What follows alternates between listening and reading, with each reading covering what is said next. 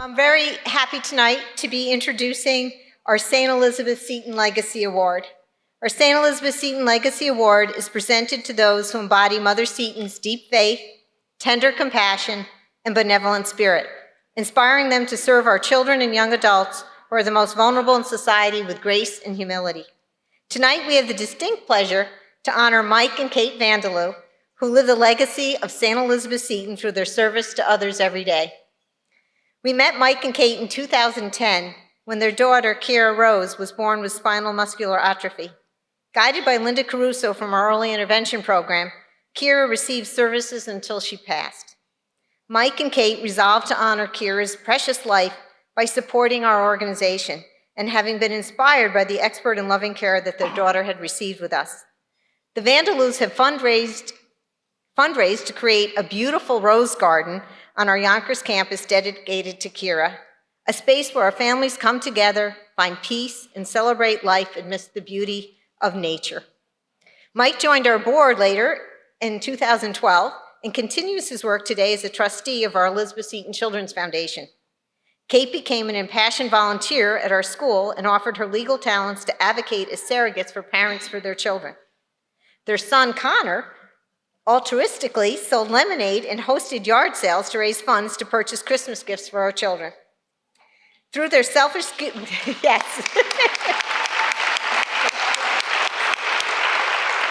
Well, I can't believe Connor tonight, because I can't believe how tall, he's taller than me, and when I remember him doing that, very young. Through their selfish giving to others, Mike, Kate, and their sons, Connor and Aiden, bring to life Mother Seton's words. Blessed are they who wear themselves out for charity. Mike, Kate, Connor, and Aiden, please join me on stage so we can present you the St. Elizabeth Seton Legacy Award.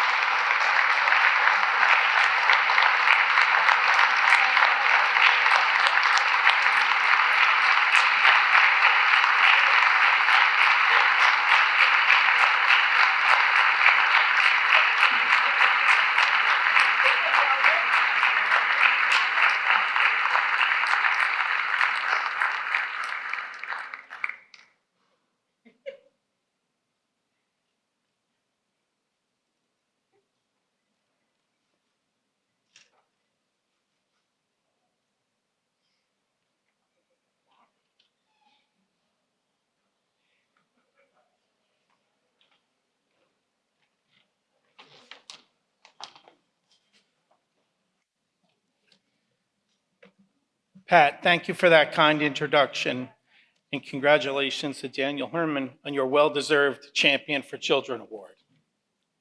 A sincere thanks to all you, including our family, friends, partners, colleagues, and clients for being here tonight and your generous support of this year's Bella Notte. Kate and I are truly honored to accept this St. Elizabeth Seton Legacy Award.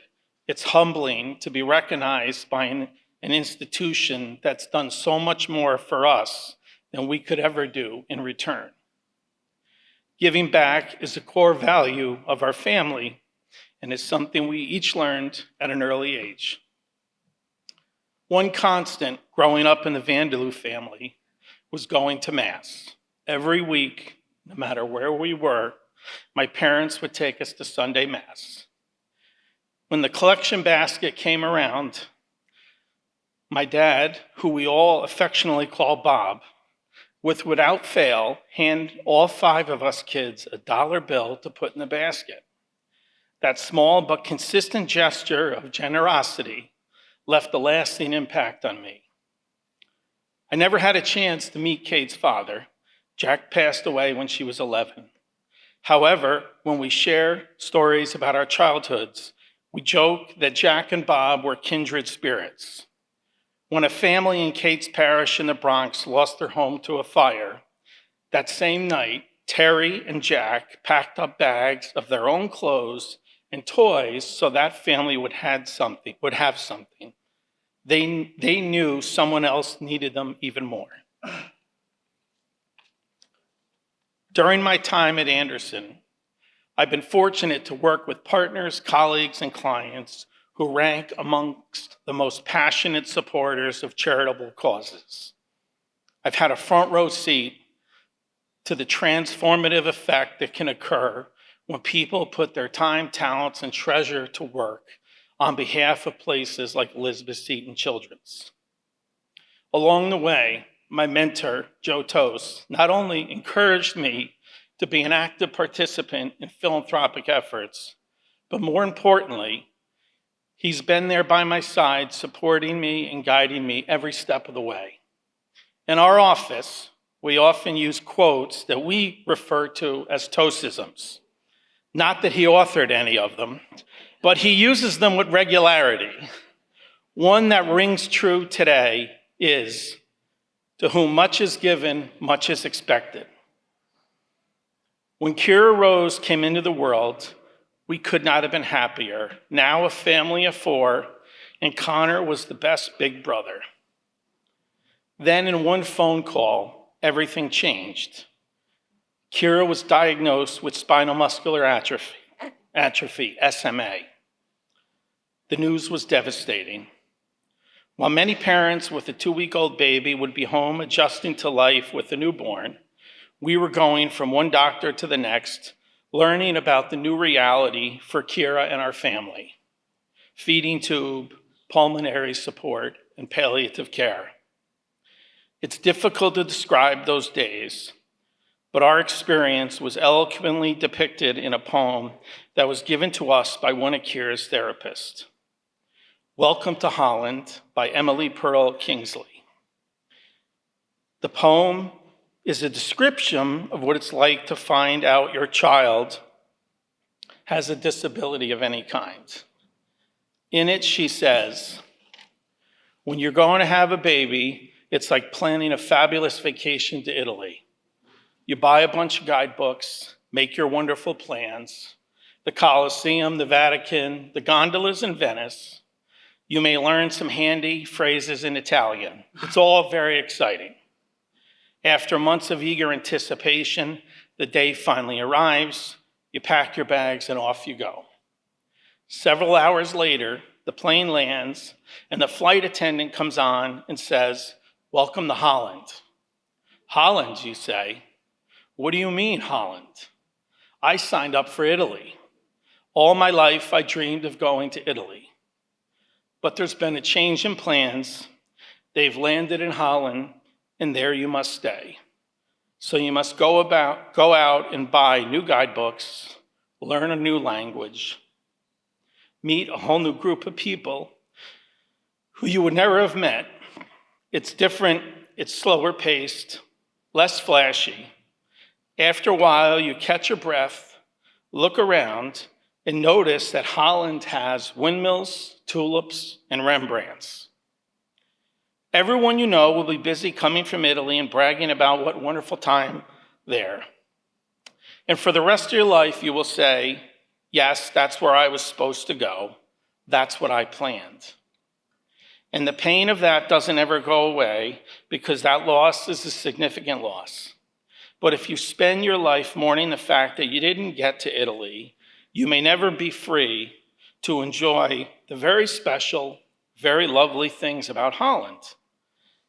And if you enjoy the wonderful things where you are, you will realize that you were meant to be there all along. We know the good Lord was with us the entire time and brought Elizabeth Seton Children into our home and Ciara's life. An angel was delivered to our doorstep when we needed it the most.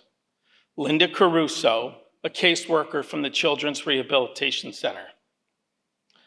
Linda spent countless hours helping us fill out forms, apply for services we didn't even know we needed or existed. She connected us with therapists, nurses, aides who assisted us in caring for our precious Ciara. The professionalism, dedication received from the team of caregivers Linda assembled from day one through the end of Ciara's life, short but impactful life, was amazing. When we needed help the most, The services she advocated for ensured our time with Ciara was filled with peace, love, and compassion.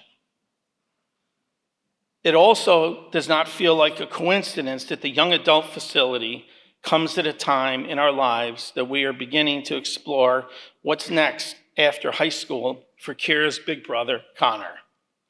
Many of you, I am sure, have had similar experience with your children.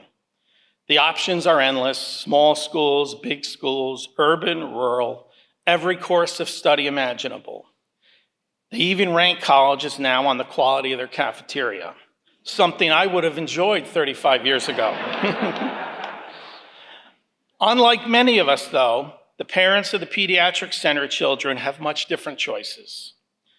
When a child turns 21, they are faced with the possibility of leaving their state-of-the-art home, the pediatric center, and to enter a nursing home where most residents are receiving geriatric care.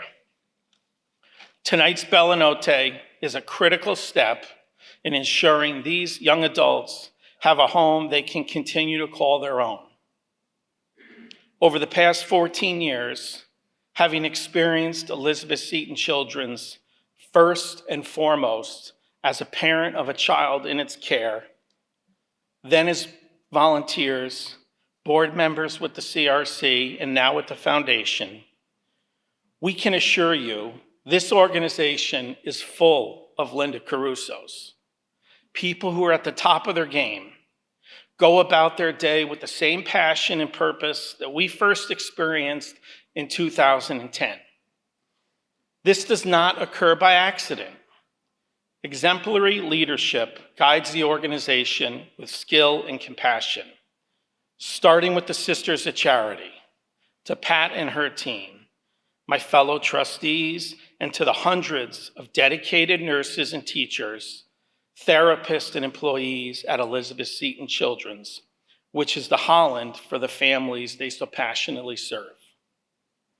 The young adult facility is a natural and critical next step in the evolution of the important work being done at Elizabeth Seton Children's for these parents, and most importantly, for all these kids. In closing, we thank you for your continued generosity, being here tonight to help us go the distance and learn more about this amazing organization. Thank you, and enjoy the rest of your evening.